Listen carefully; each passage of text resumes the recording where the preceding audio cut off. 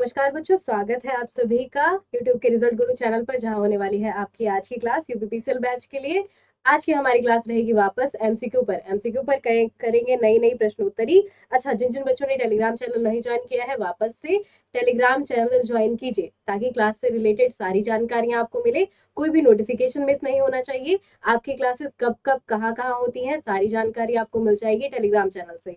इसके अलावा कोई क्लास कभी कभी नहीं हो रही है, क्लास कब कब होती है, क्लास के टाइम टेबल, आपका जो भी बैच चल रहा है, वहां पर कौन कौन से एजुकेटर पढ़ा रहे हैं, सब कुछ आपको वहां पर पता चल जाएगा। और पढ़ते हुए हम क्या करते हैं, पढ़ते हुए हम नोट्स बनाते हुए चलते हैं। जिन जिन बच्चों को नोट्स बनाने में समस्या है वो क्या करें, नोट्स बनाते हुए चलेंगे। छोटे छोटे नोट्स बनाइए, और नोट्स बनाने के लिए अगर पीडीएफ चाहिए, पीडीएफ भी टेलीग्राम से ही मिल जाएगा बच्चों। चलिए वापस करते हैं प्रश्नोत्तरी। अच्छा, शुरुआत के कुछ प्रश्न है सरल सरल। अच्छा, आज सभी हिसाब के प्रश्न रखे गए हैं। व्याकरण में जैसे जैसे प्रश्न पूछे जाते हैं, कुछ समास वाले प्रश्न हैं, कुछ आपके संधि वाले प्रश्न हैं, कुछ प्रश्न है वाक्य शुद्धि वाले।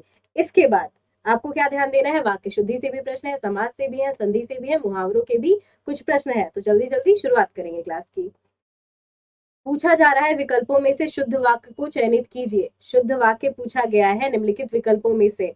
वह उदंडनीय है, वह दंड भोगने के योग्य है, वह दंड योग्य है, वह दंड देने के योग्य है। अच्छा, 4 वाक्य दिए गए हैं, पूछा गया है शुद्ध वाक्य कौन सा है। शुद्ध से क्या अभिप्राय है, अगर आप किसी को अपनी बातें कहने जाए, किसी की बात समझने जाए, तब क्या होगा, आपकी बातों में शुद्धता होनी चाहिए। बातों अर्थात क्या, आपके वचनों में शुद्धता होनी चाहिए। आप जो भी बात कह रहे हैं, सामने वाले को सही से समझ में आए, आपको सही से समझ में आए।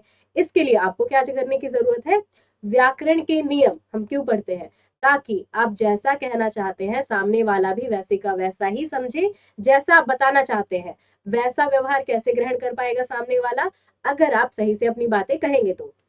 चलिए अब देखें, वह उदंडनीय है। ध्यान देंगे, उदंडनीय नहीं होगा, उदंडी आपने सुना होगा। किसके लिए सुना होगा, शरारती बालक के लिए आपने सुना होगा बहुत बार उदंडनीय शब्द। उदंडनीय नहीं सुनते हैं, उदंडी सुनते हैं। क्या आपने कभी उदंडनीय सुना है, उदंडी सही होता है। ऐसे ही वह दंड भोगने के योग्य है, वह दंड योग्य है, वह दंड देने के योग्य है। सारे ऑप्शन देखने के बाद आपको क्या पता चलेगा, सी ऑप्शन ज्यादा सही है। सी ऑप्शन शुद्ध है। वह दंड योग्य है, वह व्यक्ति दंड योग्य है, वह कार्य दंड योग्य है, वह दंड भोगने के योग्य है, यह गलत होगा। वह दंड देने के योग्य है, यह भी गलत होगा। वह दंड योग्य है, ये आपका सही माना जाएगा। तो शब्द सही से देखते हुए चले।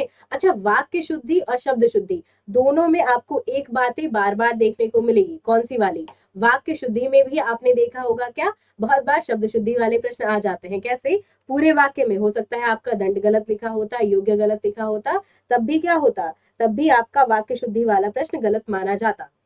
इसीलिए वाक्य शुद्धि में भी शब्दों की शुद्धता देखते हुए चले। चलिए अगले प्रश्न पर आएंगे। इन वाक्यांशों में से एक अशुद्ध वाक्य है, उसका चयन कीजिए। इन वाक्यांशों में आपको एक वाक्य दिए गए हैं, फिर से पूछा गया है बताइए इनमें से कौन सा सही होगा।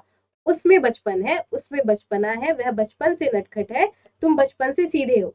अच्छा बच्चों, अशुद्ध वाक्य पूछा गया है, ध्यान देंगे, पूछा गया है अशुद्ध वाक्य। तो कैसा वाक्य पूछा गया है, एक वाक्य ऐसा होगा इनमें से जो आपका अशुद्ध है बाकी सभी शुद्ध होंगे। तो 3 वाक्य पढ़कर देख लीजिए। अच्छा, वाक्य शुद्धि आपको बड़ी आसानी से, आप वाक्य शुद्धि वाले प्रश्न सही कर सकते हैं। कैसे, बस थोड़ा सा पढ़ते समय ध्यान दीजिए। उसमें बचपन है, उसमें बचपना है, वह बचपन से नटखट है, वह बचपन से सीधा है। क्या लगता है कौन सा सही होगा, उसमें बचपन है, ये आपका गलत होगा। क्यों, क्योंकि बचपन है। बचपन क्या है, बचपन आपका विशेषण नहीं है, बचपना विशेषण होगा। बचपना आपका गुण है, तो उसमें बचपना है, ये सही है। वह बचपन से नटखट है, ये भी सही है। तुम बचपन से सीधे हो, ये भी सही है। तो वाक्य शुद्धि के हिसाब से ये तीनों वाक्य क्या है, आपके शुद्ध वाक्य है। ये तीनों ही वाक्य आपके शुद्ध हैं, उसमें बचपन है, यह कैसा वाक्य होगा, वाक्य अशुद्ध माना जाएगा आपका। और अशुद्ध क्यों है, क्योंकि लिखा हुआ है उसमें उसमें बचपन है, उसमें बचपन नहीं है, उसमें बचपना है। जैसे कि नीचे लिखा गया है, जैसा नीचे लिखा गया है उसमें बचपना है, यह शुद्ध माना जाएगा। उसमें बचपन है, ये गलत माना जाता है। तो वाक्य अशुद्ध है आपका पहला वाला, तो आपका ए ऑप्शन सही होगा, बाकी सारे ऑप्शन गलत होंगे। अगले प्रश्न पर चलिए। निम्नलिखित में से कौन सा वाक्य शुद्ध है, पूछा जा रहा है इनमें से कौन सा वाक्य शुद्ध है। मैं गाने की कसरत करता हूँ, मैं गाने का शौक कर रहा हूँ, मैं गाने का अभ्यास कर रहा हूँ, मैं गाने का व्यायाम कर रहा हूँ। क्या लगता है कौन सा वाला ऑप्शन आपका सही होगा? निम्नलिखित में से फिर से पूछा गया है, शुद्ध वाक्य बताइए। मैं गाने की कसरत कर रहा हूँ। आपको पता है गाने की आप कसरत नहीं करते हैं, आप गाना गाते हैं, चाहे कहीं पर भी बैठकर गाना गाएं, अपने लिए गाएं, बुरा गाएं, सुर में गाएं, बेसुरे होकर गाएं, लेकिन गाने की आप कसरत नहीं करते हैं। गाने का आप क्या करते हैं? आप गाने का अभ्यास करते हैं, शौक करते हैं, व्यायाम करते हैं। आप गाने का अभ्यास करते हैं। अभ्यास ही क्यों, शौक क्यों नहीं होगा, ये भी ध्यान दीजिए। मैं गाने का शौक कर रहा हूँ, शौक कर रहा हूँ गलत हो जाएगा। आप गाने का शौक रखते हैं, ये सही होगा। मैं गाने का शौक रखता हूँ, ये सही है। आप गाने का शौक कर रहे हैं, ये आपका गलत माना जाएगा। मैं गाने का अभ्यास कर रहा हूँ, अभ्यास सही है। मैं गाने का व्यायाम कर रहा हूँ, व्यायाम क्या है? आपकी एक्सरसाइज। आप क्या करते हैं? कपालभाति करते हैं। सुबह सुबह सुबह शरीर को स्वस्थ रखने के लिए कुछ कुछ आप व्यायाम कर रहे हैं, तो आप वो शरीर को शुद्ध रखने के लिए कर रहे हैं। आप अपने मन को, गले को शुद्ध रखने के लिए गाना गाते हैं, वो कोई व्यायाम नहीं है। गाना आपका व्यायाम नहीं है, कसरत नहीं है। आपका ए और डी सीधे सीधे गलत हो जाएगा। तो इसी हिसाब से आपका सी वाला ऑप्शन सही माना जाएगा। चलिए अगले प्रश्न पर आएंगे। यह पुस्तक भी हाथों हाथ बिक गई। सामान्य सा प्रश्न है, हाथों हाथ बिक गई। अब इसमें पूछा गया है कि कौन सा समास पूछा जा रहा है। बच्चों यहाँ पर लिखा नहीं हुआ है, पूछा जा रहा है समास बताइए, कौन सा होगा इसमें समास। अब समास में आपने क्या पढ़ा था? चारों समास देख लीजिए, समास के गुण देख लीजिए। अगर आपको समास आता है तब आपके लिए समझना आसान होगा कि हाथों हाथ कौन सा समास होगा। हाथों हाथ का समास विग्रह करेंगे तो आपको मिलेगा हाथ ही हाथ। हाथ ही हाथ मिलेगा आपको समास विग्रह करने पर। ध्यान देंगे, जब हम पढ़ रहे थे, जब हम समास पढ़ रहे थे, तो वहां पर हम जानते हुए क्या चले थे? तत्पुरुष समास में आपको क्या मिलती है? कारक की विभक्तियां। जहां पर आपको कारक मिले वहां पर कौन सा समास होगा? तत्पुरुष समास होगा। द्वंद्व समास में आपको क्या देखने को मिलता है? द्वंद्व समास में आपको योजक चिन्ह मिलता है, योजक चिन्ह मिलता है द्वंद्व समास में। अब योजक चिन्ह भी मिलेगा, योजक हटने के बाद बीच में क्या लगा होगा? या लगा होगा, और लगा होगा, या फिर अथवा भी लगा हो सकता है। अगर आपने योजक चिन्ह हटाया, जैसे कि माता पिता है, दाल भात है, आप योजक चिन्ह हटाएंगे तो आपको क्या मिलेगा? माता और पिता मिल जाएगा, दाल और भात मिल जाएगा, सब्जी और चावल मिल जाएगा। यही आपका कौन सा समास होता है? द्वंद्व समास होता है। कर्मधारय में आपने क्या जाना था? कर्मधारय सीधा सीधा समास होता है। चलिए पहले ये देख लेंगे, कर्मधारय समास में आपने क्या पढ़ा था? कर्मधारय समास, दोनों शब्द, मान लीजिए आपको शब्द दिया हुआ है कमल, कमल नयन, तो आपको क्या ध्यान देना है? कमल नयन। अगर सामान्य अर्थ आप ले, दो शब्द, दोनों शब्दों में से एक क्या है आपका? एक मूल शब्द है, एक आपका विशेषण है। एक आपका विशेषण है, दूसरा क्या है? विशेष्य है। तो जहां पर आपका विशेषण और विशेष दोनों हो, वहीं पर आपको कर्मधारय समास मिलता है। बहुव्रीहि में आपका तीसरा अर्थ निकलता है। तो कमल नयन क्या है? आपका बहुव्रीहि समास है। ये भी जानते हुए चलेंगे। कर्मधारय में आपने क्या पढ़ा है? कर्मधारय में आपको दिखाई देगा जैसे कि कर्मधारय, जहां आपको क्या मिले? विशेषण और विशेष्य दोनों मिले। जहां पर आपको मिले विशेषण भी और विशेष्य भी, जहां पर आपको दोनों मिलेगा वहीं पर आपको कर्मधारय समास मिलता है। अब आपका छूटा अव्ययी भाव समास, जहां पर आपको यथा शब्द दिखाई दे, शब्द के आरंभ में आ शब्द दिखाई दे, आजीवन मिला, यथा जीवन मिला, या फिर प्रति शब्द दिखाई दे, प्रतिदिन मिला, वहीं पर आपका कौन सा समास होता है? अव्ययी भाव समास होता है। इसके अलावा जहां आपके शब्दों की आवृत्ति हो, शब्दों की पुनरावृत्ति, जैसे कि दिनों दिन हो सकता है, हाथों हाथ हो सकता है, रातों रात हो सकता है, सब क्या है? दोनों शब्द एक जैसे दिखने वाले शब्द हैं, एक ही शब्द है। तो जहां आपके शब्दों की पुनरावृत्ति है वहीं आपका अव्ययी भाव समास होता है। बी ऑप्शन इस हिसाब से आपका सही होगा। सेना नायक में कौन सा समास होता है? पूछा जा रहा है सेना नायक में समास बताइए। द्विगु समास है, अव्ययी भाव समास है, द्वंद्व है, या फिर तत्पुरुष है। जब भी समास पूछे क्या करें? एक बार समास विग्रह कर कर देखेंगे। अच्छा, विग्रह से याद आया, एक बार ध्यान दीजिए बच्चों, संधि में आप क्या पढ़ते हैं? अगर आपने संधि पढ़ा है तो संधि में आपने क्या पढ़ा होगा? संधि में आप पढ़ते हैं विग्रह या फिर विच्छेद। संधि में आपने विच्छेद पढ़ा होगा। संधि में दो वर्णों का अलगाव करना, जब आपको दो वर्णों के मेल से नया शब्द प्राप्त हो रहा है, पहले शब्द का अंतिम वर्ण, दूसरे शब्द का प्रथम वर्ण, दोनों मेल करके आपका एक नया शब्द बनाते हैं, लेकिन उसी शब्द को अलग करना आपका संधि विच्छेद कहलाता है। समास में आप क्या करते हैं? समास में आप विग्रह करते हैं। ये प्रश्न भी बहुत बार पूछा जाता है कि आप क्या करते हैं? समास में आप विग्रह करते हुए चलते हैं, ये भी नहीं भूलेंगे। द्विगु समास देख लीजिए, अव्ययी भाव समास देख लीजिए, द्वंद्व देखेंगे और तत्पुरुष देखेंगे। सेना नायक, अब क्या करें? समास विग्रह कर लीजिए, सेना का नायक बन जाएगा। जहां आपका सेना का नायक, अब विग्रह में आपको बीच में क्या मिला है? बीच में आपको क्या मिला है? कारक वाला चिन्ह मिला है। कौन सा? आपको संबंध वाला कारक मिला। का के की क्या है? संबंध कारक है। तो संबंध कारक कहाँ प्रयोग करते हैं? कारक वाली विभक्ति आपको कहाँ मिलती है? तत्पुरुष समास में लगती है। तो तत्पुरुष समास आपका सही उत्तर होगा। सेना का नायक अर्थात सेना नायक कौन सा समास है? तत्पुरुष समास है।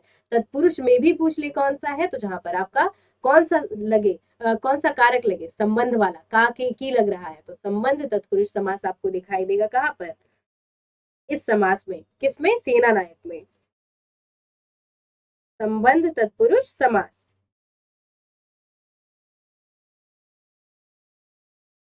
एक बार बाकी ऑप्शन भी देख लीजिए, क्योंकि रिवीजन करना जरूरी है। जैसे ही एग्जाम नजदीक आएगा तब डिटेल में ज्यादा नहीं जाएंगे, तब ज्यादा से ज्यादा प्रश्नोत्तरी करेंगे। अभी आपके पास समय है तो थोड़ा सा डिटेल में देखिए। द्विगु में क्या होता है? आपका पहला पद है संख्यावाचक। पहला पद होगा संख्यावाचक।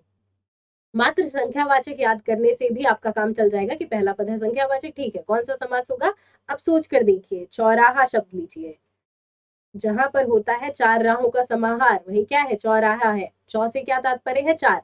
तो चौराहा क्या बनाएगा? द्विगु समास बनाएगा। ऐसे ही अव्ययी भाव समास, यथाशक्ति, यथास्थिति, आजीवन, कौन से समास है? अव्ययी भाव समास है। पीछे भी हम क्या पढ़ के आए थे? दिनों दिन, रातों रात, दिन ही दिन, कौन से समास होंगे? अव्ययी भाव समास ही होंगे। द्वंद्व समास में आपने क्या देखा था? माता पिता। आसान सा है द्वंद्व समास समझना, द्विगु समझना और आपका तत्पुरुष समास समझना। ये समझना आपके लिए आसान है। क्यों? क्योंकि बीच में आपको योजक चिन्ह दिखाई देता है। जहां पर आपको योजक चिन्ह दिखाई दिया वहीं पर आपका द्वंद्व समास होगा। लेकिन कहीं कहीं आपको कंफ्यूज करने के लिए दे दे योजक चिन्ह लगा दिया दो शब्दों के बीच में, तो भी ध्यान देते हुए चले। अगर आपका योजक चिन्ह हट जाता है, ये चिन्ह हटेगा, तो भी आपको क्या मिलेगा? और मिलेगा, या मिलेगा, अथवा मिलेगा। वहीं पर कौन सा समास होगा? वहीं पर आपका द्वंद्व समास होगा। माता पिता, योजक चिन्ह लगा है, योजक चिन्ह हटाएंगे तो माता और पिता हो जाएगा। अगले प्रश्न पर आए। राजकुमार में कौन सा समास है? कर्मधारय समास है, बहुव्रीहि समास है, द्वंद्व समास है, या फिर तत्पुरुष समास है? सामान्य से प्रश्न है, एक बार सोच कर देखिए राजकुमार में कौन सा समास होगा। जब भी समास ना समझ में आए तुरंत क्या करें? समास का विग्रह करें। राजकुमार क्या है? राजा का कुमार। विग्रह कर देखिए। अब आपको विग्रह में क्या मिला है? आपको मिला है राजा का कुमार। अब कर्मधारय समास होगा, बहुव्रीहि समास होगा, द्वंद्व होगा, या फिर तत्पुरुष होगा? आपको क्या पता है? कर्मधारय में आपको विशेषण और विशेष्य मिलते हैं। बहुव्रीहि समास में आपको तीसरे अर्थ वाला शब्द मिलता है। आपको तीसरा अर्थ मिलता है या फिर तीसरा शब्द मिलता है। जैसे कि नील कमल किसे कहते हैं? नीला है जो कमल, लेकिन प्रयोग किसके लिए करते हैं? राम के लिए करते हैं। माफ कीजिएगा बच्चों, नील कमल नहीं, नयन, कमल नयन, माफी बच्चों, कमल नयन प्रयोग करते हैं आप बहुव्रीहि समास में। कमल नयन अर्थात कमल जैसे नयनों वाला, कमल नयन है जिसके, राम के लिए प्रयोग होता है। तो जहां पर आपका शब्द समान है, पहला शब्द क्या है? पहला है विशेषण, दूसरा है विशेष्य। तो विशेषण की, आपका विशेषण विशेष्य की विशेषता बता रहा है। कमल जैसी विशेषता किसकी है? नयन की है, अर्थात राम। लेकिन जहां पर आपका क्या है? नील कमल है। दोनों ही सामान्य शब्द है और अर्थ क्या निकले आपका? आपने जब भी समास विग्रह किया तो क्या निकलेगा? नीला है जो कमल, नीला है कमल, सामान्य अर्थ में प्रयोग हो रहा है, वहीं आपका कर्मधारय समास होगा।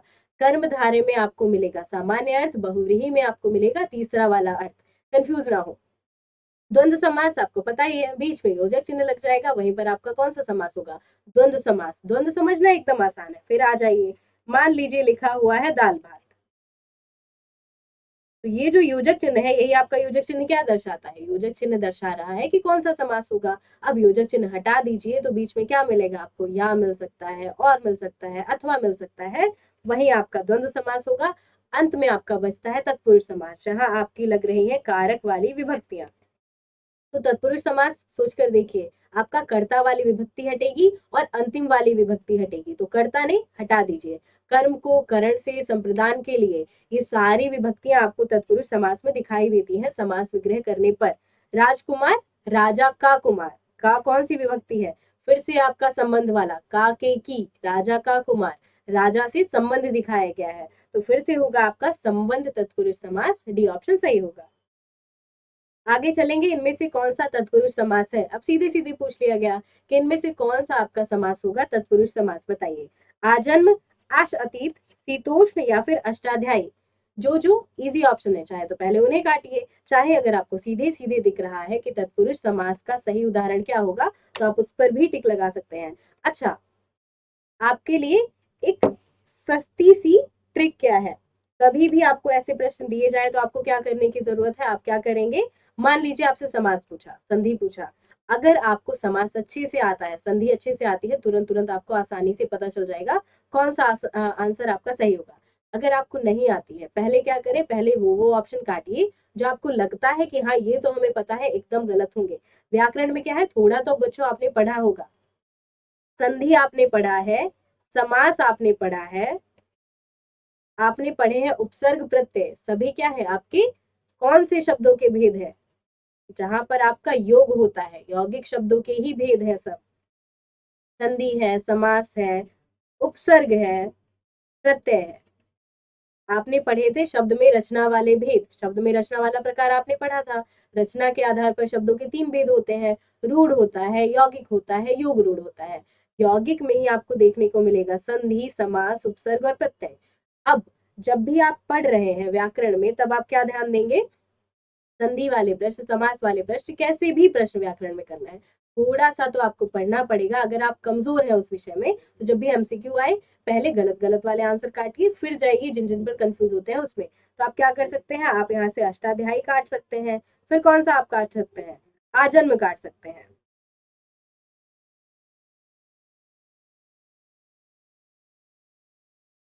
अब देखेंगे किन्हीं किन्हीं बच्चों को आइडिया होगा कि शीतोष्ण भी काटा जा सकता है। क्यों? क्योंकि समास विग्रह करेंगे। अष्ट क्या है, फिर आपका पहला पद है संख्यावाचक, तो जहां पर आपका पहला पद संख्यावाचक हो, कौन सा समास होगा, द्विगु समास होगा, वहीं पर पहला पद संख्यावाचक था। शीत है जो उष्ण, शीत जैसी है जो उष्ण, या फिर शीत है जो उष्ण है जो, कुछ भी समास विग्रह आप करेंगे तो आपको क्या पता चलेगा कौन सा समास है, यहाँ पर कर्मधारय समास है। यहाँ पर आपका शीत है जो उष्ण, वहीं पर आपका होगा कर्मधारय समास।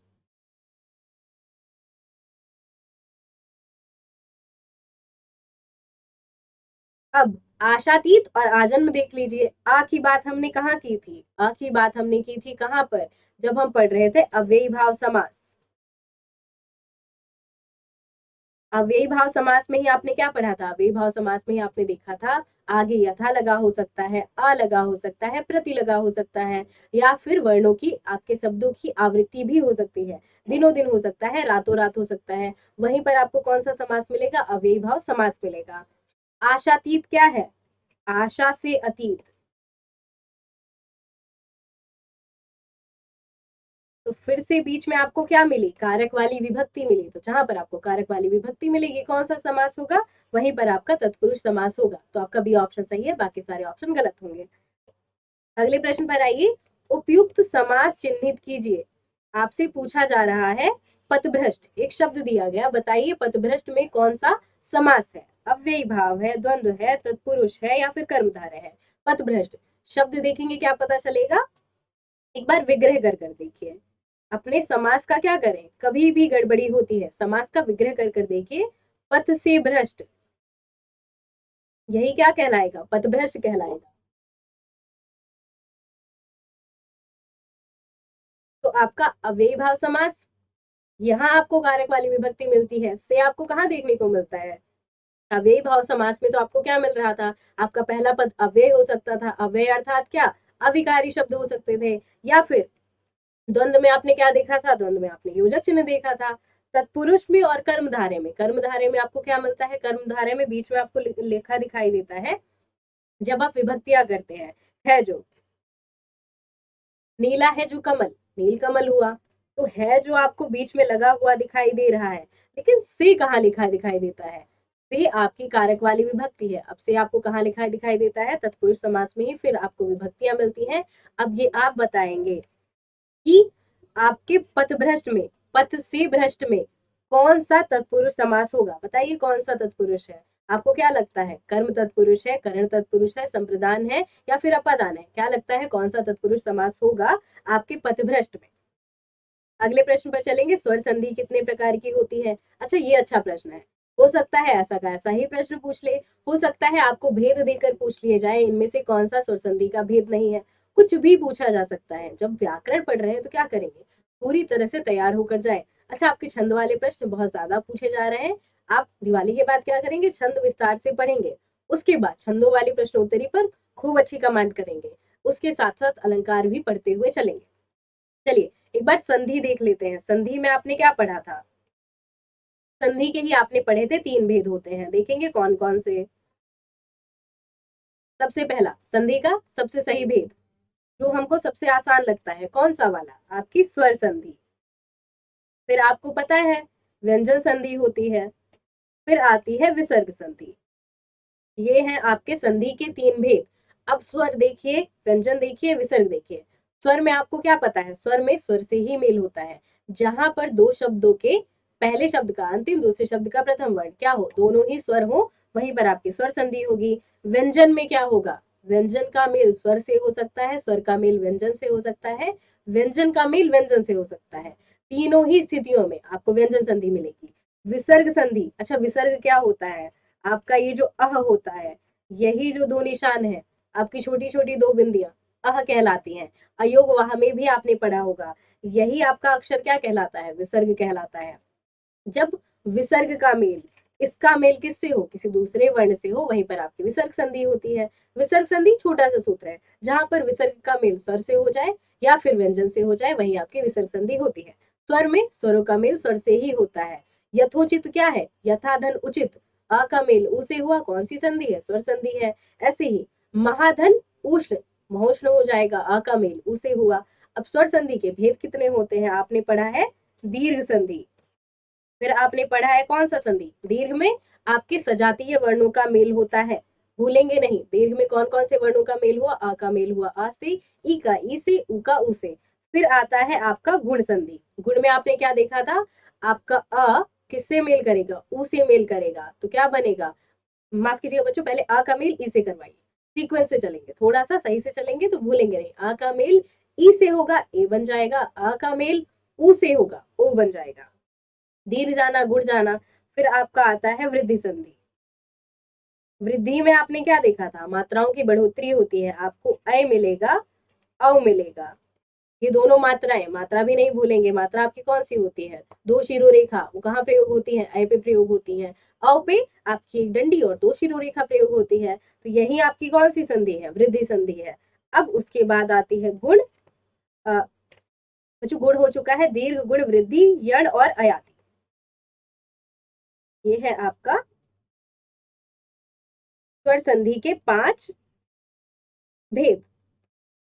अच्छा उम्मीद करते हैं बच्चों आपको पता होगा स्वर संधि के भेद कितना था। ये हम क्या कर रहे हैं, थोड़ा थोड़ा रिवीजन कर रहे हैं एमसीक्यू के माध्यम से, रिवीजन करना जरूरी है, ज्यादा समय नहीं लगेगा। स्वर संधि कितने भेद होते हैं, 5 भेद होते हैं। नेक्स्ट प्रश्न पर चले, लेकिन रिवीजन जरूरी है, जो आपने पढ़ा हुआ है उसे पक्का करना जरूरी है, इसीलिए थोड़ा सा टाइम लगाते हुए चल रहे हैं। दीर्घ में आपके सजातीय वर्णों का मेल होता है, गुण में क्या होता है, अ का मेल उ से, अ का मेल ई से, या फिर अ का मेल री से हो तो अर बन जाता है, ये भी नहीं भूलेंगे।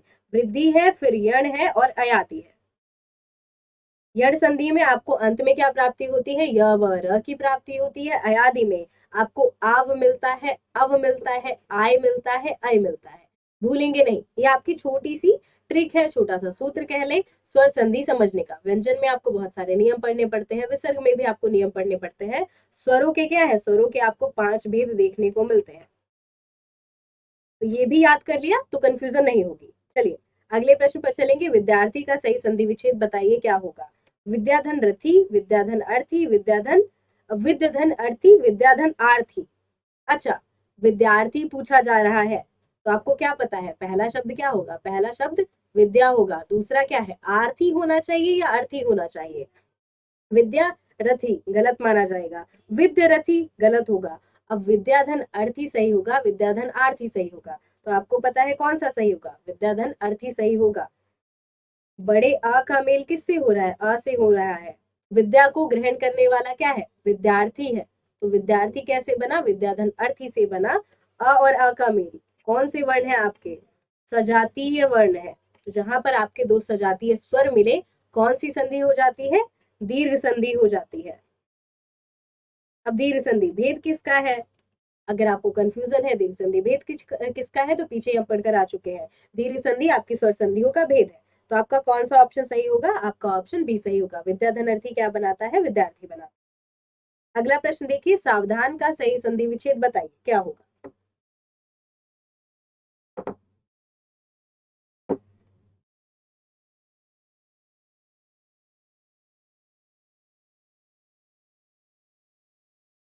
सावधान। अच्छा, आपने अवधान शब्द तो सुना होगा, एक बार सोच कर देखिए।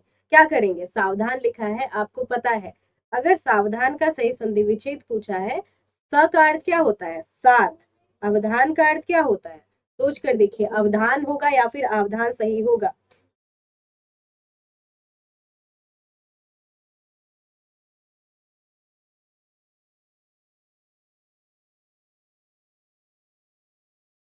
साव धन धान, सा धन वधान, या साधन आवधान, या फिर साधन अवधान? आपको पता है वधान। अब आपका आवधान लिखा है, अवधान लिखा है, आपको क्या ध्यान देना है? किसके साथ वधान है? अवधान किसके साथ होना चाहिए? वधान सबसे पहले आपका पूरा शब्द नहीं होगा। तो धान गलत कर सकते हैं, सावधन धान एकदम गलत होगा। साधन वधान ये भी गलत होगा। साधन आवधान। अच्छा, इन दोनों ऑप्शन में से आपको चूज करना है, सी और डी में से बताइए कौन सा लगता है सही होगा? साधन आवधान या फिर साधन अवधान? आपका कौन सा ऑप्शन सही है? अगर सही से पढ़े तो क्या पता चलेगा? साधन अवधान सही होगा। सावधान क्या है? स। अगर हलंत लगा है तो अंत में क्या जुड़ेगा? अ जुड़ेगा। आप इसी अ का मेल किससे करेंगे? आप अ से करें और फिर अ से करें, दोनों अ मिलके क्या बनाते हैं आपके? बड़ा वाला अ बनाते हैं।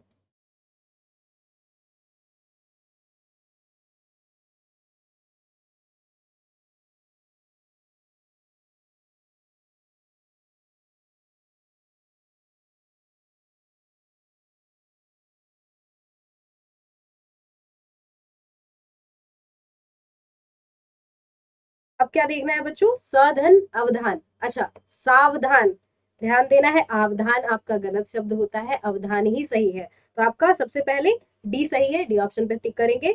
स और अ मिलकर क्या बनाते हैं? स बनाते हैं। आपने पढ़ा था कोई भी व्यंजन क्या है? स्वतंत्र नहीं है। व्यंजन किस पर आश्रित होते हैं? व्यंजन अपने उच्चारण के लिए स्वरों पर आश्रित होते हैं। तो स के नीचे हलंत लगाएंगे तो आपका अ जुड़ जाएगा। छोटे अ का मेल हुआ, बड़े अ का मेल हुआ, दोनों ने क्या बनाया? फिर से आपका बड़ा अ मिला। मेल किसका हो रहा है? दो सजातीय वर्णों का हो रहा है। अच्छा, बार बार क्यों लिख रहे हैं सजातीय? सजातीय अर्थात एक जाति वाले। आपका छोटा आ छोटे आ से मिले, छोटा आ बड़े आ से मिले, ऐसे ही उल्टा पुल्टा हो सकता है, बड़ा आ बड़े आ से मिल सकता है। आपको अंत में बड़ा आ ही प्राप्त होगा।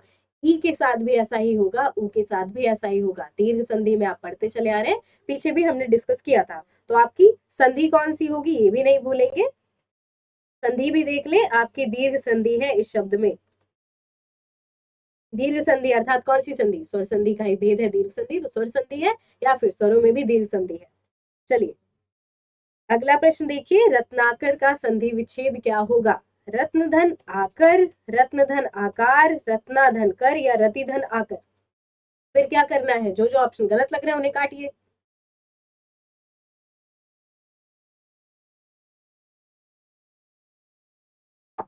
अच्छा, अगर आपको थोड़ा सा भी ध्यान हो, आपको पता होगा रत्नाधन कर एकदम नहीं होगा, रति धन आकर ये भी गलत होगा। रत्न धन आकर सही है या रत्न धन आकार सही है? आपका अंतिम शब्द क्या है? आकर है। ध्यान देंगे, यहाँ पर बड़े आ की मात्रा है। आकर होगा, छोटा आ के साथ भी आ हो सकता था अगर आपको नहीं पता है, लेकिन आकार तो बिल्कुल नहीं होगा, का के बाद आ की मात्रा नहीं है, तो आपका ये भी गलत हो जाएगा। थोड़ा सा दिमाग लगाएंगे तो भी आप ये वाला प्रश्न सही कर सकते थे। रत्नधन आकर क्या बनाता है, रत्नाकर बनाता है।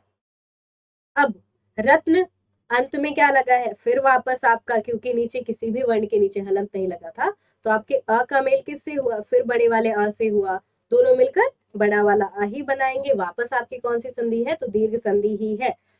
रत्नाकर का संधि विच्छेद सही क्या होगा, आपका ई ऑप्शन सही, आपका ए ऑप्शन सही है, रत्न धन आकर। दूसरा प्रश्न देखेंगे, 13वें प्रश्न पर हम आ चुके हैं।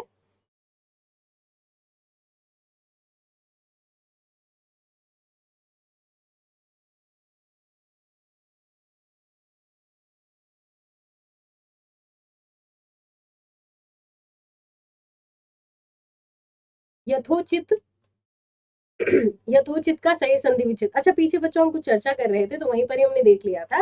यथोचित आपको कहा गया था कि यथोचित में ये संधि होती है। चलिए बता दिया जाए, यथोचित सबसे पहला, बताने से कोई फायदा नहीं होगा लेकिन फिर भी बता दिया जाए, आपको हिंट नहीं मिलेगा। बताने से फायदा नहीं का मतलब था कि हिंट नहीं मिलेगा। यथोचित में संधि कौन सी है, स्वर संधि है। स्वर संधि का मतलब क्या है, आपके स्वर का मेल स्वर से ही होगा, जहां पर आपका स्वर मिले किससे, स्वर से, यही है आपका सूत्र। वहीं पर कौन सी संधि होगी, स्वर संधि होगी। यथोधन उचित, दोनों ही स्वर है, यथा उधन चित, यथा धन उचित या फिर यथा धन उचित, क्या लगता है कौन सा ऑप्शन आपका सही होगा। अच्छा ध्यान देंगे तो आपको क्या पता चलेगा, ओ का मेल ऊ से नहीं, ओ का मेल ऊ से नहीं होगा, था उ चित। अच्छा ये आपको बस कंफ्यूज करने के लिए रखा गया था, जो जो बच्चे इस पर जा रहे हैं परेशान ना हो बच्चों, ये बस कंफ्यूज करने के लिए रखा गया था। आपका सही आंसर है सी। सी क्यों होगा सही आंसर, यथा धन उचित होता है, उचित होने के अनुसार क्या कहलाएगा, यथोचित बन जाएगा। लेकिन यथा उचित यथोचित कैसे बन जाता है, फिर देखिए, अ का मेल किससे हुआ, बड़े वाले अ का, अंतिम वर्ण उठाइए, दूसरे शब्द का पहला वाला वर्ण उठाइए, बड़े आ का मेल हुआ है छोटे वाले उ से। अब आपने क्या पढ़ा था, फिर स्वर संधि के आपने कौन से वाले सूत्र में, गुण संधि वाले सूत्र में क्या पढ़ा था, बड़े आ का मेल होता है उ से, क्या बन जाता है, आपका अ और उ मिलकर ओ बनाते हैं। मात्रा कौन सी लगेगी, आपका मात्रा लगेगी ये वाली। अब यथा उचित यथोचित बन जाता है इसी वजह से, क्योंकि आ का मेल होता है उ से, अंत में आपको प्राप्ति होती है ओ की। अच्छा अगर आपका अ होता और ई से मेल हो रहा होता तब आपका क्या बनता जैसे कि महाधन ईश, महाधन ईश महेश कैसे बन जाता है, क्योंकि अ का मेल हुआ था ई से। फिर ध्यान देंगे, महाधन ईश क्या बनाता है, महेश बनाता है। क्यों, क्योंकि आ का मेल जब ई से होगा, बड़े वाले आ का मेल हुआ है ई से, तो दोनों मिलकर क्या बनाते हैं, ए बनाते हैं। मात्रा कौन सी लगती है, आपका ए वर्ण बनता है, मात्रा लगती है ये वाली, ये भी नहीं भूलेंगे। मात्रा भी ध्यान देंगे, आपके वर्ण कौन से परिवर्तित हो रहे हैं ये भी ध्यान देंगे। चलिए अगले प्रश्न पर आते हैं, महर्षि का सही संधि विच्छेद बताइए क्या होगा। महत धन ऋषि होगा, महान धन ऋषि होगा, महाधन ऋषि होगा या महर्धन ऋषि होगा, क्या लगता है कौन सा आपका ऑप्शन सही होना चाहिए। महत धन ऋषि सही होगा, महान धन ऋषि सही होगा, महाधन ऋषि सही होगा या महर्धन ऋषि सही होगा। अच्छा एक सूत्र आपको पीछे बताया जा रहा था किसका, फिर आते हैं वही स्वर संधि पर। आपके अधिकतम उदाहरण है स्वर संधि वाले ही, तो स्वर संधि एक बार फिर से सोचिए, स्वर संधि में आपने क्या पढ़ा था, आपने पढ़ा था महतधन ऋषि, इसके बाद क्या है महतधन ऋषि, महतऋषि हो जाएगा। अब महान ऋषि, महान ऋषि महान ऋषि हो जाएगा। महाधन ऋषि क्या बनाएगा आपका, पहले तो सी ऑप्शन सही है। फिर मेल किसका हुआ है, अवर्ण का मेल होता है जब री से, तो क्या बनाते हैं, दोनों मिलकर अर बनाते हैं, दोनों मिलकर अर बनाते हैं। और यही अर बनता क्यों है, क्योंकि ये आपकी कौन सी संधि है, गुण संधि है। गुण संधि में आपका अ मिलेगा किससे, अगर अ मिलता ई से तो क्या बनाता, पीछे ही हम पढ़कर आ चुके थे, ए बनाता, आपको मात्रा पता है।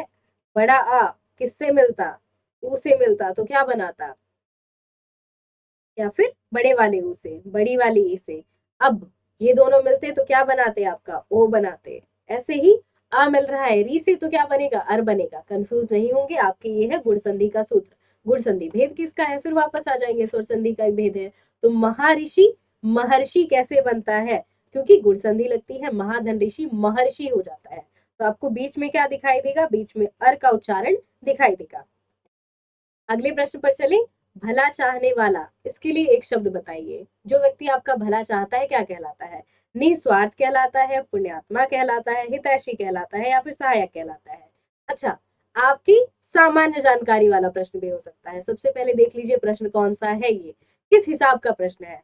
तो वाक्यांश के लिए एक शब्द वाला प्रश्न है, वाक्यांश के लिए एक शब्द, ये वाले प्रश्न ये है। और आगे भी कुछ प्रश्न मिलेंगे आपको ऐसे ही वाक्यांश के लिए प्रश्न, या वाक्यांश के लिए एक शब्द वाला प्रश्न होगा ये। भला चाहने वाला व्यक्ति क्या कहलाता है, निस्वार्थ कहलाता है, पुण्यात्मा कहलाता है, हितैषी कहलाता है, सहायक कहलाता है। सी ऑप्शन सही होगा। निस्वार्थ जहां आपका स्वार्थ नहीं है, पुण्यात्मा जो आत्मा पुण्य है, पुण्यात्मा बनती है, सहायक जो आपकी सहायता करता है। पूछा जा रहा है भला चाहने वाला, जो व्यक्ति आपका हितैषी होगा वो आपका भला चाहेगा। चलिए अगले प्रश्न पर आएंगे, किसी की सहायता करने वाला, इसके लिए एक शब्द बताइए। सहायक होता है, सहृदय होता है, सहचर होता है, या सहकार होता है। सामान्य सा प्रश्न है, आपको पता है किसी की सहायता करने वाला क्या कहलाता है, सहायक कहलाता है। कोई भी आपका सहायक है वो क्या करेगा, आपकी सहायता करेगा। तो कुछ कुछ प्रश्न आप कैसे कर सकते हैं, सामान्य जानकारी से भी आप कुछ प्रश्नों को हल कर सकते हैं। जरूरी नहीं है आपको व्याकरण का, आपको क से लेकर ज्ञा तक के सारे वर्ण एकदम कंठस्थ हो तभी आप सारे प्रश्न सही कर सकते हैं, तभी आप एकदम सही से सही नंबर लेकर आएंगे। हो सकता है वर्णों में आपका ज्ञान थोड़ा कम हो, लेकिन तब भी आप प्रश्नों को सही कर सकते हैं। कुछ प्रश्न होते हैं आपकी सामान्य जानकारी वाले, वो प्रश्न पढ़ते पढ़ते भी आप सही कर देंगे। जो खाने योग्य न हो वो क्या कहलाता है, अखाद्य कहलाता है, पथ कहलाता है, अपाच्य कहलाता है, अलभ्य कहलाता है। अच्छा, जो खाने योग्य ना हो, बहुत बार आपने दवाइयों पर लिखा हुआ देखा होगा। दवाइयाँ क्या है आपकी, दवाइयों पर आपने क्या लिखा हुआ देखा होता है, बहुत बार जो लगाने वाली दवाइयाँ हैं। मान लीजिए आपका हाथ जला, उस दवा को आपने उठाया जो आप लगाना चाहते हैं हाथ पर, वहां पर क्या लिखा है, अखाद्य दवा है। अखाद्य से क्या तात्पर्य है, ऐसी दवा जो खाई नहीं जाएगी, लगाई जाएगी, अखाद्य सही होगा। पथ आपको पता है, पथ का अर्थ क्या होता है, रास्ता होता है। अपाच्य जो पचाई ना जा सके, अलभ्य जिससे लाभ ना मिले। सारे शब्द आपको पता होंगे, बस क्या ध्यान देना है, उनका अर्थ क्या निकलता है। अखाद्य का अर्थ है जो खाने योग्य ना हो, अखाद्य जो खाने योग्य ना हो। और अगर पूछ लिया जाए कि जो खाने ना योग्य ना हो उसके लिए एक शब्द बताइए, तो अखाद्य आपका एक शब्द बनेगा। आसान सा प्रश्न है, बस थोड़ा थोड़ा दिमाग लगाते हुए चलेंगे। जिसके पास घर ना हो वो क्या कहलाता है, गृही कहलाता है, अनिकेत कहलाता है, अभिषेक कहलाता है, या अकिंचन कहलाता है। ध्यान देंगे, गृही, अनिकेत, अभिषेक या अकिंचन। गृही घर वाला, जो घर वाला व्यक्ति है वो गृही कहलाता है। अभिषेक आपको पता ही है, जिसका अभिषेक हो वही अभिषेक है। अकिंचन, अकिंचन क्या है, अकिंचन गरीब है। अकिंचन जिसके पास धन ना है। अकिंचन का प्रयोग आप कंजूस के लिए भी करते हैं। एक प्रश्न में एक स्टूडेंट ने बताया था, यही प्रश्न शायद पूछा भी गया था, वहां पर अकिंचन का अर्थ बताया बच्चों ने। अकिंचन का अर्थ होता है कंजूस। तो क्या करते चले, अगर आपके प्रश्न आप कर रहे हैं तो भी अगर आपको कंफ्यूजन होती है कुछ कुछ ऑप्शन में, तो भी आप लिखते हुए चले उन शब्दों का अर्थ। अब गृही आपको पता ही है, अनिकेत पता है, अभिषेक पता है, अकिंचन आपको पता है। अनिकेत का अर्थ क्या होता है, जिसके पास घर ना हो वही अनिकेत कहलाता है। आपका बी ऑप्शन सही होगा। अवसर के अनुरूप बदल जाने वाला क्या कहलाता है, यथा स्थितिवादी, आदर्शवादी, भाववादी, या अवसरवादी।